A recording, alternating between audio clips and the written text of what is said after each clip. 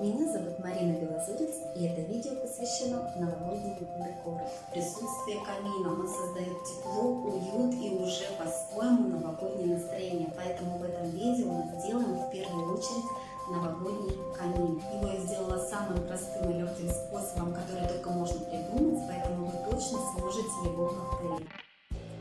Ну вот, собственно, то, из чего я делала этот камин. Спасибо магазину Рубль Бум за одинаковые коробочки. Украсила я вот такими обоями фактурными. Они немножечко объемные. Не стала я заморачиваться никакими кирпичиками. Прям сами коробки я склеивала на жидкие гвозди. И их продают в фикс-прайсе. Они подходят практически и для картона, и для ДСП, и для металла. И склеенные стыки между коробок я прошлась малярным скотчем несколько раз, чтобы не было бугорков. И приклеивала я на двойной скотч, да. Попробовала нижнюю часть, мне понравилось, и я продолжила. Но тут я также попробовала клей ПВА с другой стороны. Сначала он очень топорщился, и все было бугристо и некрасиво, но потом, когда клей высох, все разровнялось. И даже попробовала на кусочек на клей-карандаш приклеить. Это вот я на клей обычный. У меня был пузырек ПВА, я специально не покупала, но решила я, что удобнее всего мне клеить на двойной скотч, как бы это ни звучало, но мне больше всего понравился, как сама клейка.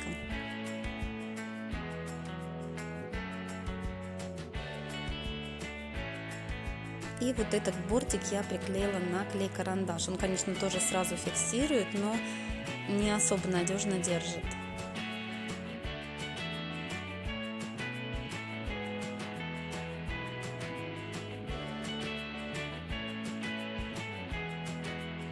Ну вот, нижняя часть камина уже практически готова. Теперь также на двойной скотч. Причем я скотч взяла какой-то замороченный на тканевой основе в строительном магазине. Ну, скажу, я вам не поняла, в чем разница между обычным скотчем.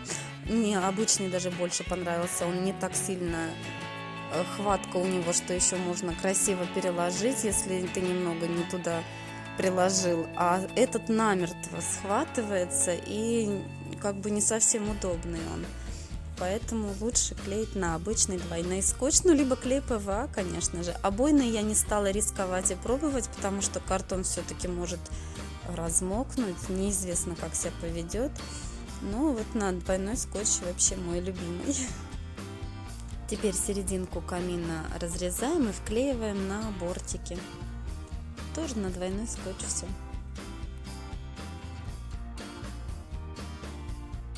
Причем это настолько быстро происходит. Я этот камин сделала буквально там за час, полчаса, не знаю сколько, но мне показалось так быстро.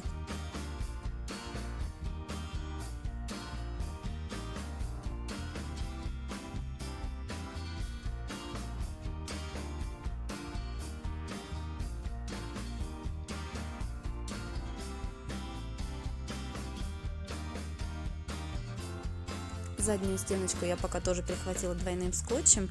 Позже я приклею на универсальный клей, потому что жидкие гвозди, они все-таки немного объемные. Ну, хотя можно было, в принципе, и на них. И теперь мы делаем рамочку из вот таких потолочных плинтусов. Нижнюю и верхнюю часть я еще между собой не склеивала, поэтому вот эта часть плинтуса у меня немного длинноватая, потом нужно будет отрезать. И вот видите, как приклеивается тканевый скотч двойной. Вот он прям собирается куском. Сам плинтус, чтобы хорошо совпало, нужно срезать под углом 45 градусов, чтобы красивый уголочек был. Все это замеряете индивидуально под свой камин. Такие плинтусы, они наподобие материала, как пенопластовые, пенопропиленовые, не знаю, как правильно. И вот они недорого стоят. Вот этот я купила, по-моему, за 70 рублей. Были попроще и были по заковыристей. Это ровные, есть угловые еще тоже. Если у вас камин будет с крышкой выпирающей, то можно угловой взять, который с выступом, тоже красиво будет смотреться. И вот Лизуня в шоке наша, в восторге.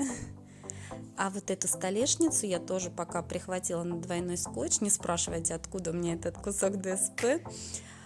Вот, но подошел. Он не сильно выпирает, но вот за счет того, что я обклеила точно так же плинтусами.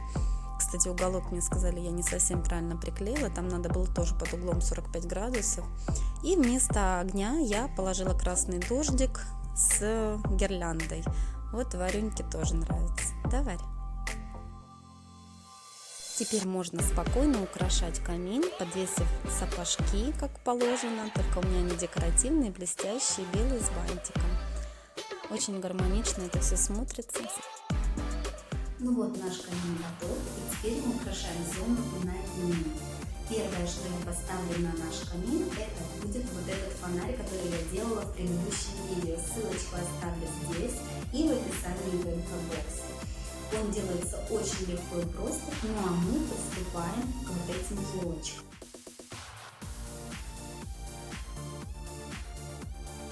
Для елочек нам понадобятся пенопластовые конусы.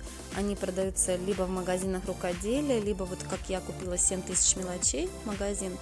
И вот чтобы я буду накручивать бусы новогодние, чтобы они не сползали, я наклеила двойной скотч на две стороны.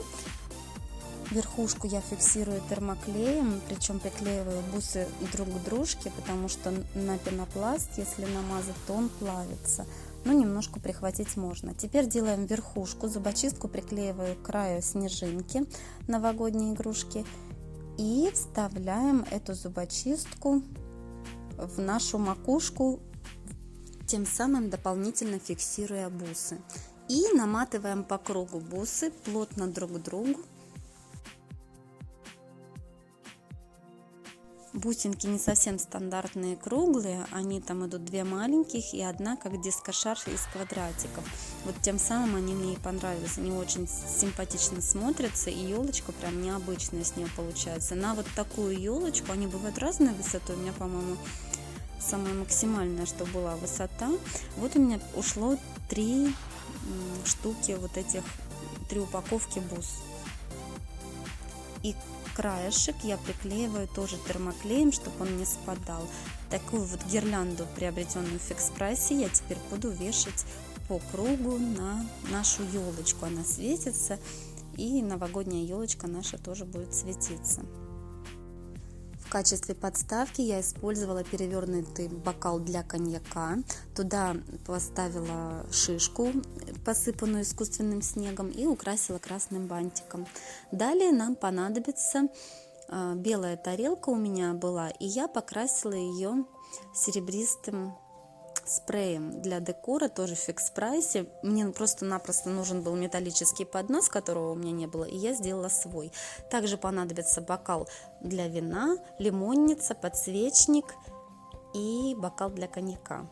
Вот таким универсальным клеем вроде секунды, тоже из Фикс Прайса, я приклеиваю подсвечник к подставке для лимона. Эта композиция будет использоваться в качестве подсвечников.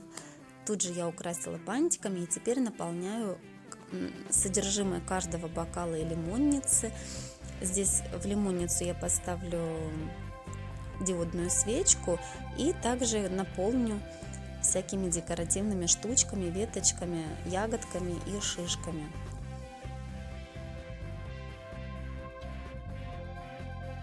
Наполнить эти подсвечники можно чем угодно, можно елочные игрушки маленькие, шарики, что угодно, искусственный снег, шишки, все, что вашей душе угодно или подходит вашему интерьеру.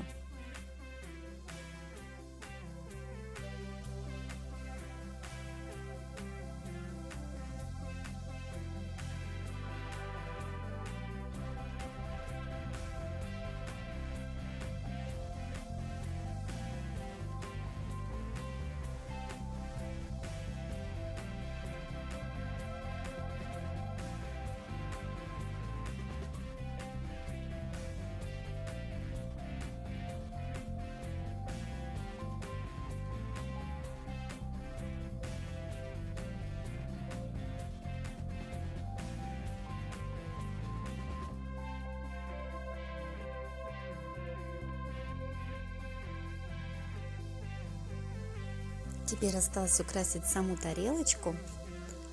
Тоже я добавляю сюда бусики и камушки прозрачные из Fix Price.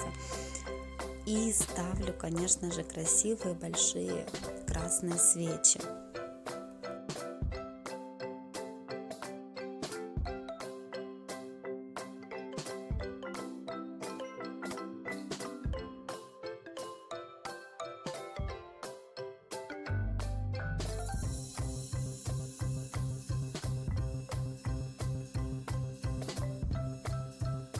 По-моему, очень круто смотрится, уютно, тепло, и рядом подсвечник еще из Fix Price тоже пригодился.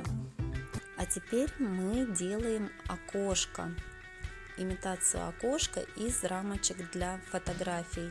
Я взяла их стандартного формата А4, самые обычные деревянные, и, освободив от стекла, покрасила все рамочки в белый цвет акриловой краской в 2 слоя.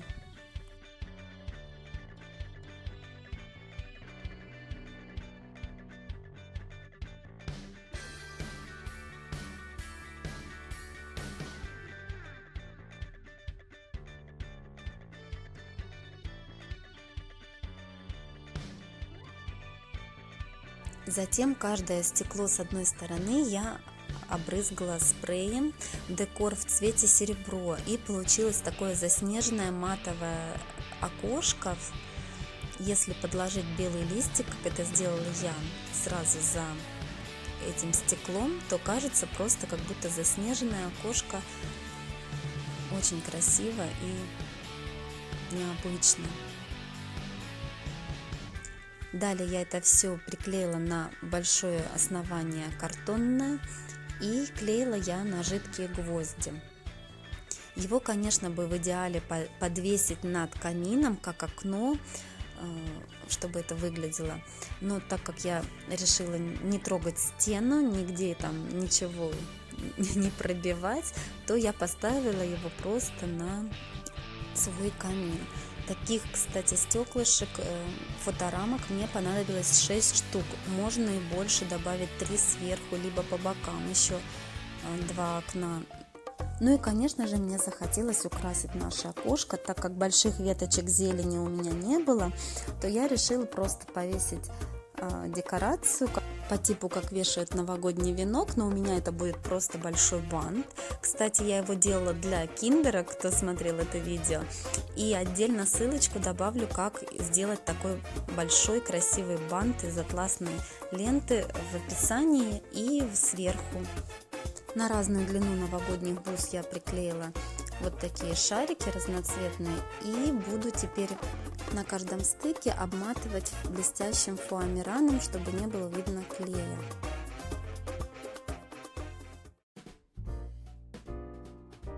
Ну и вот конечный результат. Я очень довольна им. Сами окошко просто сюда идеально вписывается. Сначала я хотела повесить зеркала, но переживала, что это будет не совсем практично и отсвечивать, а вот именно матовые, они смотрятся идеально. И еще и они как бы неравномерно прокрасились, и получилось видно белые просветы. Это прям идеально, да, Варя? Вот это вариант при выключенном свете, вот так все выглядит. И, конечно же, при включенном все намного светлее.